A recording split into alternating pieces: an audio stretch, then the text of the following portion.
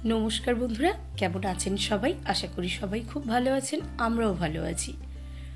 আজকে মকর সংক্রান্তি, তো আজকের ওয়েদারটা ভীষণ মেঘলা করেছে আর আজকে ঠান্ডাটাও বেশ পড়েছে। তো সকাল সকাল স্নান টান করে ছেলেকে স্কুলে পৌঁছে দিয়েছি। ছেলের আজকে আবার স্কুল খোলা আছে, প্রায় স্কুলই বন্ধ, কিন্তু আমার ছেলের স্কুল আবার খোলা আজকে। তো ওকে স্কুলে পৌঁছে দিয়ে স্নান টান করে তারপরে দুজনে মিলে চলে এলাম নতুন বাড়িতে। এখানে এসেছি পুজো করব বলে। ঠাকুর তো এখানেই থাকে আর প্রত্যেক দিন পুজো করার জন্য এখানে আসি। তো আজকেও ভাবলাম অনেক কাজ আছে, তো আজকে তাড়াতাড়ি করে চলে যাই, গিয়ে পুজোটা করে চলে আসি।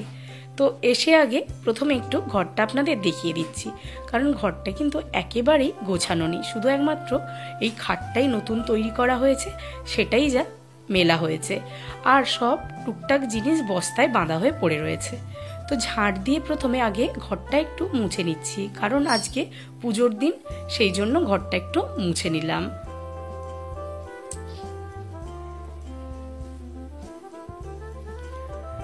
আমার আবার এখানে জলের খুব অসুবিধে, কারণ জলের লাইনটা এখনো পর্যন্ত হয়নি, সেই জন্য আমাকে পাম্প চালিয়ে নিচতলা থেকে বালতিতে করে জল তুলে নিয়ে আসতে হয়।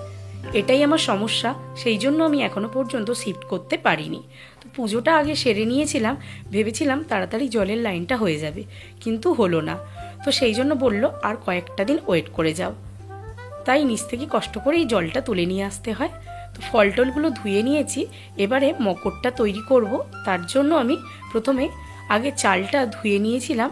চালটা বলতে এখানে আমি আতপ চাল, খুব অল্প চাল ধুয়ে ভিজিয়ে রেখেছিলাম, তারপর এটা জল ঝাড়িয়ে চিনি দিয়ে ভালো করে ডলে ডলে ভেঙে নিচ্ছি চালটা, কারণ চালটা গুঁড়ো করার কিছুই নেই এখানে, সেই জন্য হাত দিয়ে একটু গুঁড়ো করে নিচ্ছি।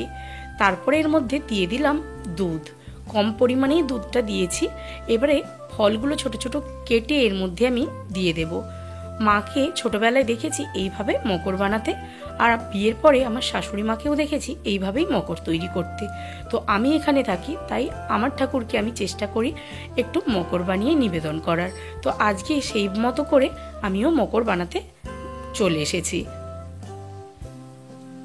ফলের মধ্যে দিয়েছি শসা, শাঁকালু, কলা, খেজুর, আপেল, তারপরে কড়াইশুঁটি দিয়েছি, আর ওপর থেকে একটু নারকেল কোড়া দিয়েছি।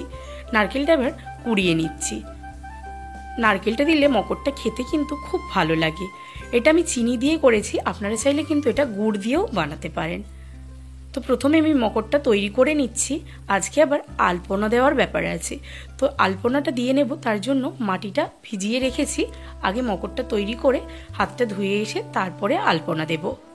আলপনা আমি আবার খুব একটা ভালো দিতে পারি না, তো চেষ্টা করব একটু ছোট্ট করে আলপনা দেওয়ার আজকের দিনে। তো মায়ের আগে পায়ের চিহ্নটা এঁকে নিচ্ছি। এটা বাড়ির সামনে, গেটের সামনে, উঠোনে এগুলোতে দিতে হয়। তো মা, শাশুড়ি মাকে দেখেছি এভাবেই আলপনা দিতে, তো আমিও চেষ্টা করলাম ছোট্ট করে একটু আলপনা দেওয়ার। আলপনাটা এখনো ফুটে ওঠেনি। তো পুজো আমার শেষ হয়ে গেছে, সন্ধেবেলা আসতে পারবো না বলে তাই একটু জল মিষ্টি নিবেদন করলাম। রান্না তো দুপুরে করেই রেখে গিয়েছিলাম, খাওয়া দাওয়া কমপ্লিট করে এখন সন্ধে হয়ে গেছে। পিঠের সব জোগাড় রেডি করে ফেলেছি। এখানে আমি নারকেলের পুর তৈরি করেছি, যেটা করেছি গুড় দিয়ে, আর এখানে ফুলকপি, কড়াইশুঁটি, আলু দিয়ে একটা তরকারি করেছি।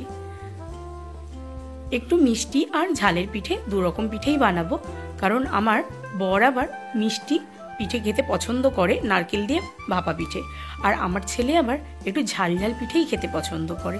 তো সেই জন্য দুরকমই পিঠে আজকে বানাবো ভেবেছি।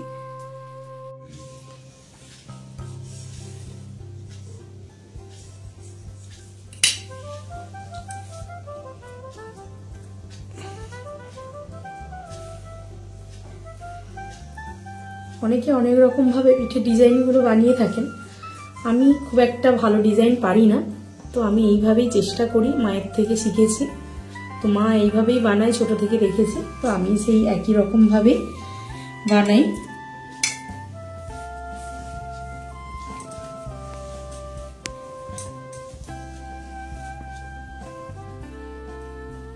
আমাকে হেল্প করার জন্য বাবা ছেলে দুজনে মিলেই বসে পড়েছি পিঠে বানাতে।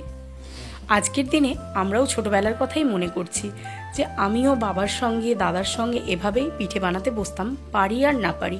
তো আমার ছেলেও সেই একই রকমভাবে আমাকে হেল্প করার জন্য পিঠে বানাতে বসে পড়েছে। তো ওকে বললাম চেষ্টা কর, তুইও চেষ্টা করলে পারবি পিঠে বানাতে। তো ওরা দুজনে মিলে অনেকটাই আমাকে পিঠে তৈরিতে সাহায্য করলো।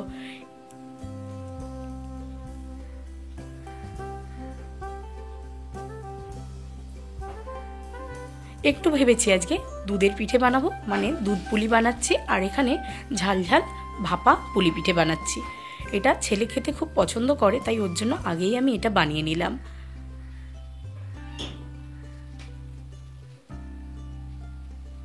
দুধ ভালো করে আমি গরম করে নিয়েছি, এবারে পিঠেগুলো এর মধ্যে দিয়ে দিলাম। তো আপনাদের বাড়িতে কি পিঠে হয়েছে সেটা কিন্তু অবশ্যই কমেন্ট করে জানাবেন।